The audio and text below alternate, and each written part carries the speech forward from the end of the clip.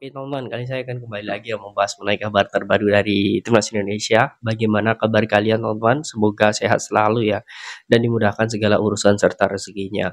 Amin. Nah, di sini saya langsung saja teman-teman akan membahas satu berita yang menurut saya ini bisa dikatakan berita buruk ya, karena kedua pemain ini ya, mungkin untuk di bulan Oktober ya ini masih 50-50 apakah bisa bermain atau tidak, karena menurut saya dua pemain ini pemain penting ya. Menurut kalian kalau tidak penting ya tidak masalah, tapi menurut saya ini pemain penting karena kedua pemain ini memang sudah lama menjadi bagian timnas ya, dan juga memang kontribusinya itu terlihat sekali. Siapa lagi kalau bukan Sandy Walsh yang pertama ya.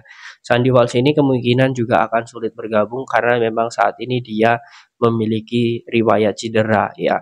Cedera saat menghadapi Australia kemarin sehingga mengakibatkan dirinya hingga saat ini juga belum bisa bergabung bersama KF Mechelen. Nah, ini berita yang pertama. Oke, sebelum saya lanjut mengenai perkembangan ya dan juga kabar-kabar timnas Indonesia ya.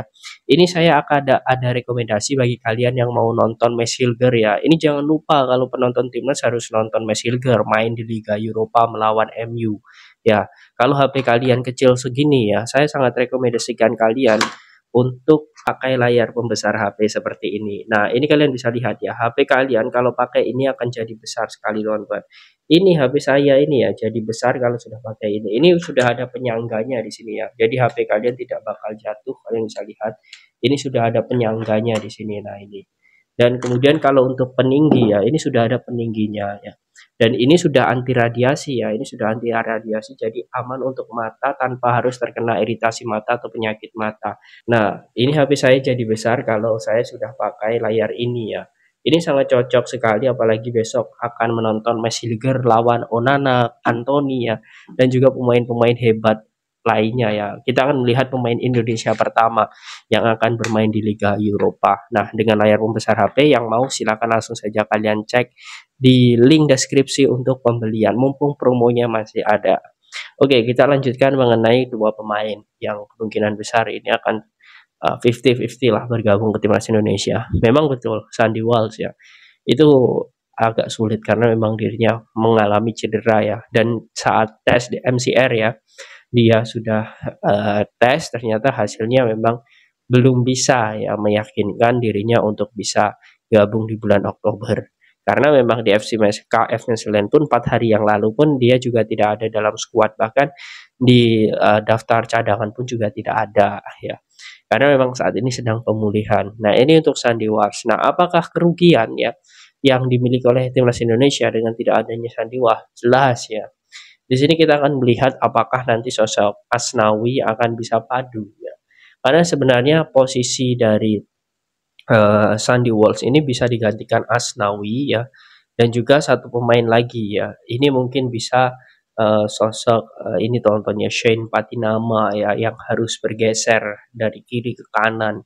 Ya, ini juga bisa, tetapi kalau dilihat ya lagi-lagi ini masalah taktik ya. Kalau Asnawi jelas ya, kalau melawan Bahrain atau Cina itu masih bisa lah kita menggunakan Asnawi. Karena memang dari segi kekuatan fisik dan juga kekuatan otot serta kaki, Asnawi sangat mampu untuk bisa ya bermain melawan kedua negara tersebut ya. Dan kalau dilihat memang saat ini peluang timnas Indonesia untuk menang di dua laga itu masih terbuka lebar. Masih terbuka lebar sekali. Tetapi lagi-lagi kita belum melihat apakah skema yang akan dilakukan Sintayong ini berhasil atau tidak jika menurunkan Asnawi dibanding Sandy Walsh. Dan yang kedua, ini pemain yang memang hingga saat ini belum sembuh, tetapi sudah mulai latihan bersama klubnya, yakni Jordi Amat. Bahkan saat JDT melawan ini Shanghai ya, kemarin ya, di Liga Champions Asia ya, untuk sosok Jordi Amat ini juga belum bisa main ya, walaupun dia sudah ada di bangku cadangan, tetapi dia tidak bisa bermain karena cederanya itu belum sembuh ya. Dia sudah mengatakan dia janji akan kembali ke timnas Indonesia ya. Dan dia sangat ingin sekali untuk bermain lagi ya untuk timnas Indonesia. Kita hargai ya, karena menurut saya Jordi Amat walaupun sudah datang sosok Mes, kemudian sosok Idjas ya, mungkin juga Hapner ya, menurut saya gaya kepemimpinannya tetap ya tetap dimiliki lah dan juga ingin sekali dimainkan oleh Sintayong, saya sangat yakin. Dan kalau dilihat Bang, saat ini untuk Jordi Amat nggak perlu lah, nggak apa-apa nggak dipanggil.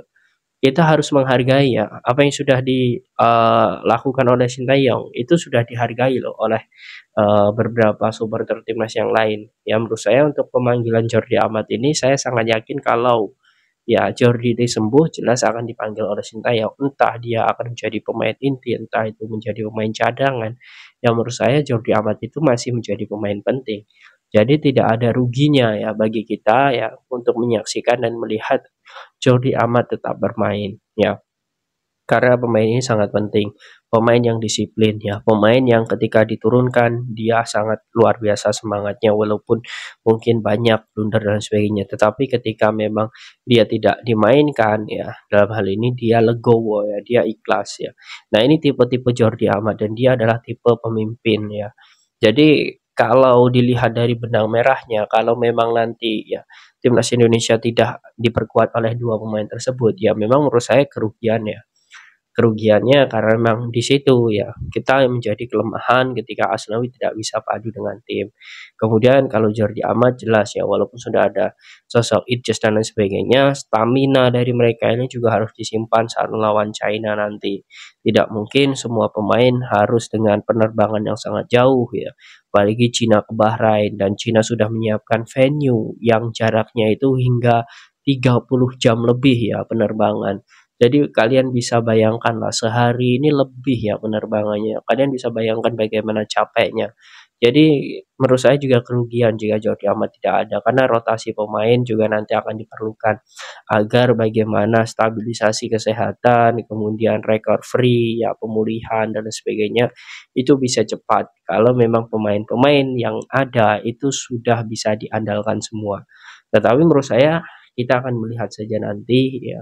Semoga saja kita doakan sosok Sandy Walsh dan juga Jordi Amat ini bisa segera sehat ya dan bisa bermain karena mereka sudah menjadi apa ya bisa dibilang motor yang sangat ditunggu-tunggu lah bagi para penumpang ya, penumpangnya itu adalah supporter timnas Indonesia, bagaimana dirinya mampu atau tidak ya untuk bisa kembali lagi ke timnas Indonesia karena kedua pemain ini sangat penting ya. Dua pemain ini sangat penting dan sangat bagus.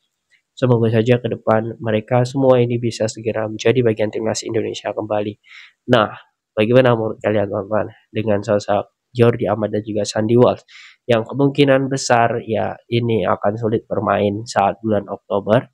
Apakah kalian yakin dirinya akan segera sembuh? Ya silakan kalian langsung saja tulis di kolom komentar kali itu.